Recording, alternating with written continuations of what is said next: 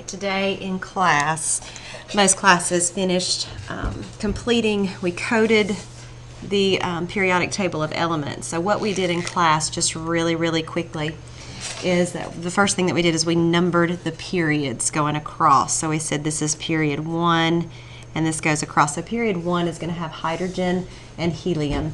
And then period 2 has lithium all the way to neon, so everything in this row is a period.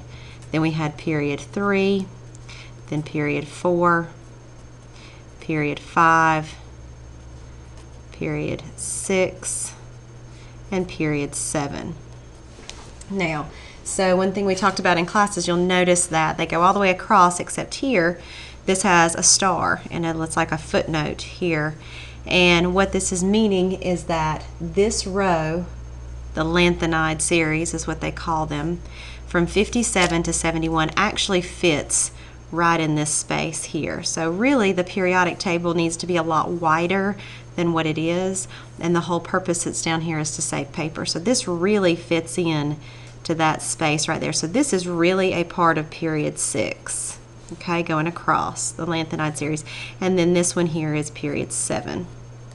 Same thing, it fits into right there. It's got 2 stars, so this actinide series fits in here.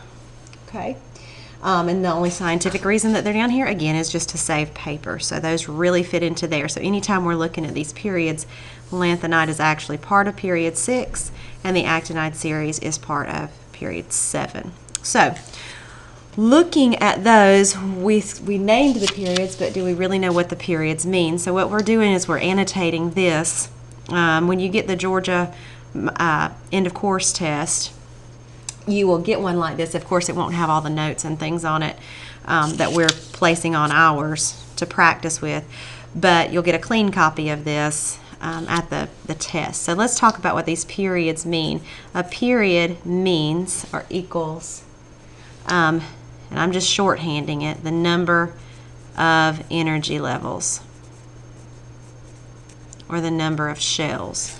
So that's what your period tells you. So if something's in period 2, so if I said how many energy levels does boron have? Well, boron's in period 2, so boron has 2 energy levels. How many energy levels does iron have? Well, iron's in period 4, it's in that row, so iron has 4 energy levels. How many energy levels does silver have? Silver's here, so it's in period 5, it is in 5 energy levels. How many energy levels does aluminum have? Aluminum's here. It has 3 energy levels because it's in that row. Excuse me. So that's what the period tells us. Now, of course, when you get to chemistry, each one of these energy levels and shells have subshells and things like that, but we're not going to go that far in physical science. We're just going to talk about those, or the shells. Secondly, what we did after we did this is we highlighted these numbers across the top. And what these numbers across the tops tell us, there's 18 of them, or there's 18 families. So we're going to place this a little note up here, and I just highlighted to tell me what my highlighter means. So we have 18 family groups. And the family groups go vertically, right? They go up and down. So this is family 1, family 1, family 2, 3, 4, so on and so forth. So we're going to learn a little bit more about each family and their characteristics, but what it does mean if they're in the same family group, that they have similar characteristics, or similar properties is a better word. Okay, so same family groups have same properties. Okay, so that's a little note to yourself. And then the last thing that we did before we colored this into our 3 major groups is that we placed how many valence electrons that they have. So remember, the valence electrons are in the outermost shell, right? So what I did is I came along, and if it's in family 1, so everything from hydrogen all the way to francium down here has 1 valence electron, and I circled that. Family 2 has 2 valence electrons. We're going to skip over these and come over here. Boron's group has 3 valence electrons. Everything there has 3. 4 valence electrons, 5 valence electrons, 6 valence electrons, 7 valence electrons, and 8 valence electrons. Now, in these groups, remember 8 means that it's stable. So this group over here is real stable. So this is the noble gases, sometimes called the inert gases, which means they are non-reactive. They do not react. Because why? Because they have 8 valence electrons. And remember our octet rule, that if they have 8 valence electrons, that means that they are stable. Okay, so let's come down. We skipped over these transition elements here, these transition metals. And the only thing that we're going to put here is we're just going to put ourselves a note. When you get into chemistry, go into a little bit further, but for our purposes right now, you just need to know that their valence electrons will vary. They'll change.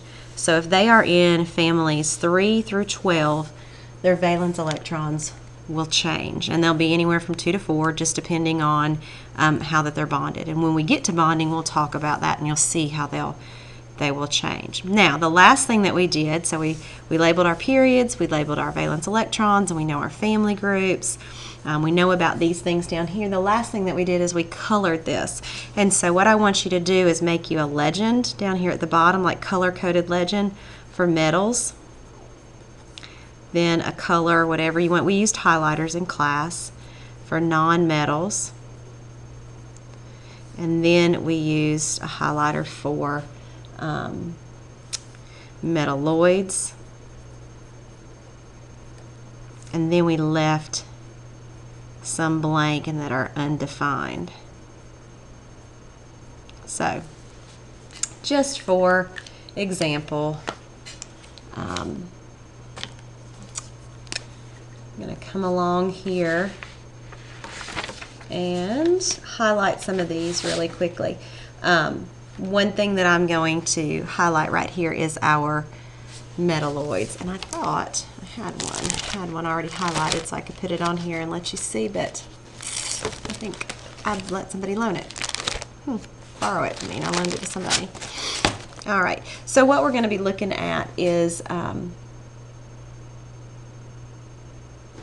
metalloids. I'm going to pause this right here, and then I will pop up on the screen one that has metals, nonmetals, and metalloids. And you can choose the colors. That's what I'll do, so I won't stand here and shade them for you.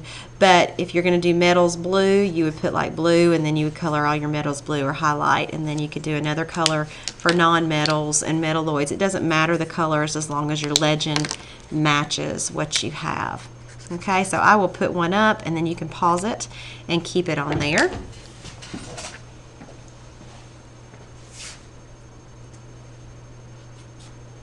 All right, so there is one that you have that you can look at. You can pause it. You notice that the undefined ones there are, they colored them red and blue, and for our purposes it really doesn't matter. So in this case, the non-metals are blue, the metalloids are yellow, and the metals are red. So you can see most of them are red. So just color yours however you want to color code it. Pause this, and then when you get done, you're done.